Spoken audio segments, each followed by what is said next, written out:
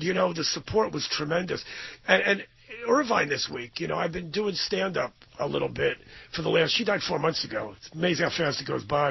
And I've been doing stand-up, and as you guys know, 80% of my act was about my wife. Yeah. Well, that was one of the questions we asked, once we got over the shock of your loss. We were like, you know what, what's Bobby going to talk about now? Yeah. You kind of had to rebuild, right? Yeah. Well, I still talk about her, and, you know, the first thing that went through my head, and it was before my time, but a lot of the listeners won't know, but in 1963, when Kennedy was assassinated, there was a comedian, Vaughn Meader, who had one of the biggest albums. It was like Meet the Beatles. It was about making fun of the First Family. And he sold millions of copies or whatever of this album. And when Kennedy died, they pulled the record. I don't think he sold more than 2 more copies. And somebody told me he died penniless and broke. Wow. And I saw him 5 years ago on Hollywood Boulevard talking to himself like a homeless mental patient. And I go, well, my wife's death was the Kennedy assassination for me. What am I going to do now?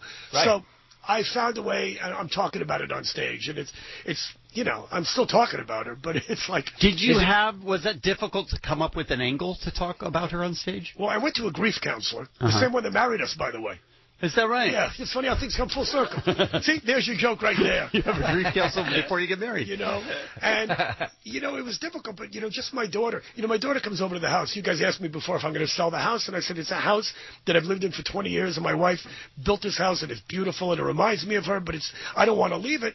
And my daughter comes to the house, and she's very spiritual, and when she's in the house, she goes, you know, Mommy's still here. You know, you could talk to her if you believe she's still here. And I go, I didn't talk to your mother when she was alive. Why would I talk to her